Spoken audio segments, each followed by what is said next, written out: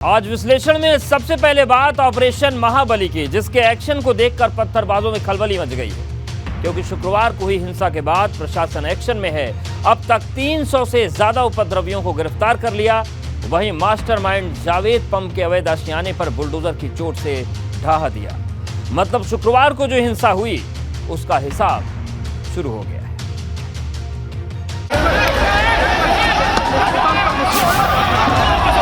तस्वीरों का जरिए दिखाना चाहेंगे कि जो पत्थरबाज हैं, जो प्रदर्शनकारी हैं, उनको खदेड़ने की कोशिश की जाती है। प्रदर्शनकारी हावी हैं और पुलिस जो है वो बैकफुट पर है। पुलिस उल्टे पांव।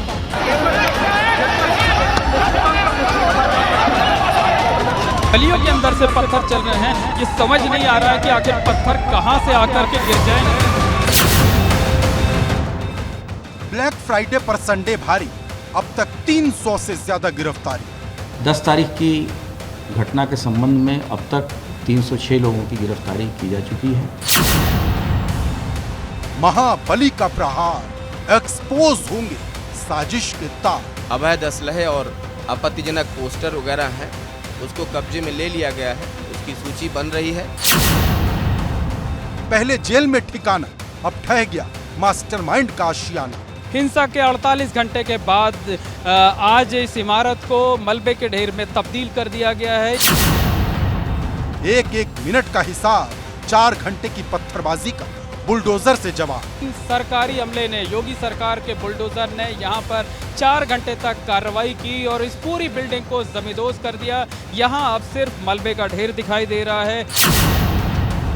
हिंसा की पटकथा के निर्माता निर्देशक नहीं सुधरे तो होगा एक्शन। जिन युवाओं के हाथों में कोई स्पोर्ट्स इक्विपमेंट होना चाहिए, खेलने का सामान होना चाहिए, उनके हाथों में वो पत्थर देने का काम करते हैं। इससे जुमे की हिंसा प्री प्लान्ड साजिश का हिस्सा। जमात उलेमाए हिंद को आया गुस्सा कि 15 दिन के बाद अचानक नबी की मोहब्बत का जाग जाना किसी एजेंडे का, किसी खुफिया एजेंडे का हिस्सा लगता है। सरकार का फरमान, पीले पंजे से होगा काम तमाम।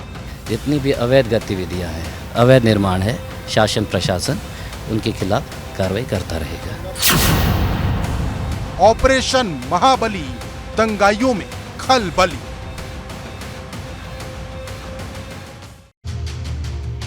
तो बुलडोजर ने अपना काम शुरू कर दिया है, जिसका सबसे बड़ा एक्शन प्रयागराज हिंसा के मास्टरमाइंड जावेद पंप पर हुआ, जिसका 3 मंजिला मकान बुलडोजर से ढहा दिया गया।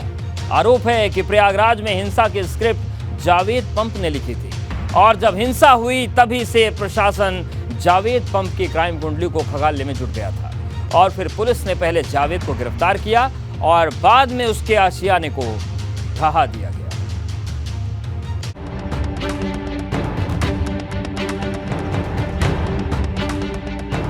गर्जा महाबली का पंजा, भारी पड़ा जावेद को दंगा। प्रयागराज हिंसा के मास्टरमाइंड जावेद मोहम्मद के आलीशान आशियाने पर बुलडोजर चलने लगा है। अवैध संपत्ति पर कार्रवाई, ध्यान से देख लें दंगाई। इस घड़ी से अंदाजा लगाया जा सकता है कि जो मास्टरमाइंड था जावेद मोहम्मद, उसकी साजिशें भी बंद हो चुके हैं। जमीन में मिला हिंसा का पंप, पत्थरबाजों में हड़कंप। 10 जून को जब हिंसा भड़की थी तो सबसे ज्यादा आग संगम नगरी प्रयागराज में ही लगी। आसमान से पत्थर बरस रहे थे, आग के शोले शूल बनकर चुभ रहे थे। करीब 4 घंटे तक प्रयागराज जलता रहा। लेकिन अब उसी प्रयागराज में हिंसा का जवाब बुलडोजर ने देना शुरू कर दिया है, क्योंकि जिस मोहम्मद जावेद अहमद ने हिंसा की पटकथा लिखी थी, अब उसके आशियाने को महाबली बुलडोजर ने जमीन में मिला दिया है।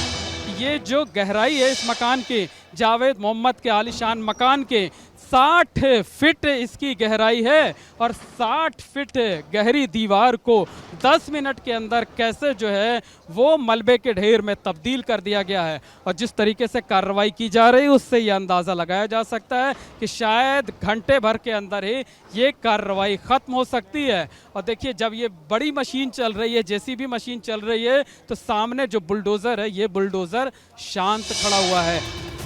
गौरतलब है कि जब जुमे की नमाज के बाद हिंसा भड़की तब सूबे की योगी सरकार ने सख्ती से निपटने के निर्देश दिए और उसके बाद ही जावेद पर शिकंजा कसने की तैयारी शुरू हो गई, क्योंकि 11 जून को जावेद को गिरफ्तार किया गया और उसी दिन प्रयागराज विकास प्राधिकरण ने जावेद अहमद के घर पर मकान ढहाने का ये नोटिस लगा दिया, जिसमें रविवार की सुबह 11 बजे तक मकान खाली करने को कहा गया और फिर तय वक्त पर प्रशासन 2 महाबली बुलडोजर लेकर 12 मार्केट करेली पहुंच गया, जहां मकान को ढहाने से पहले पूरे इलाके को छावनी में तब्दील कर दिया गया।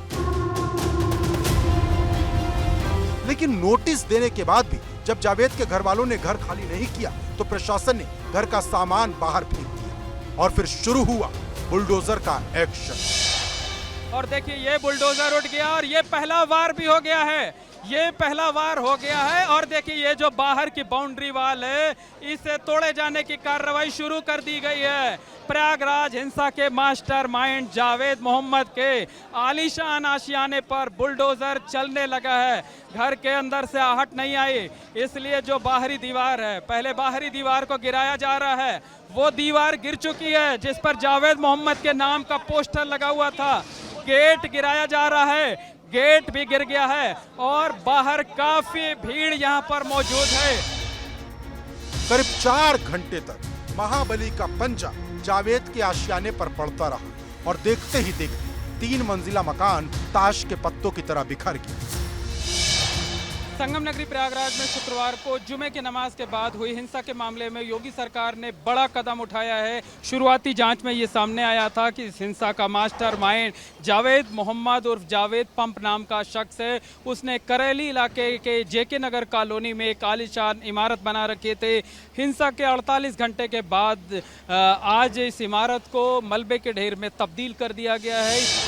अगर 10 जून की हिंसा ना होती तो जावेद का ये मकान बच सकता था, क्योंकि अवैध निर्माण को लेकर प्रयागराज डेवलपमेंट अथॉरिटी ने 10 मई 2022 को कारण बताओ नोटिस दिया था, यानी 10 जून की हिंसा से ठीक 1 महीने पहले, जिसके लिए 24 मई को सुनवाई की तारीख तय की गई। लेकिन ना तो जावेद पहुंचा और ना ही उसका कोई अधिवक्ता। और फिर 10 जून की हिंसा ने आग में घी डाल दिया, या यूं कहें जावेद ने दंगे के साथ साथ अपने आशियाने की ढहाने की स्क्रिप्ट लिख दी, जिसके बाद प्रशासन ने जावेद पर एक्शन लेते हुए उसके इस आशियाने को ढहा दिया। अब जावेद जेल में है और उसका घर खंडहर बन चुका है। प्रयागराज से मोहम्मद मोइन, एबीपी गंगा।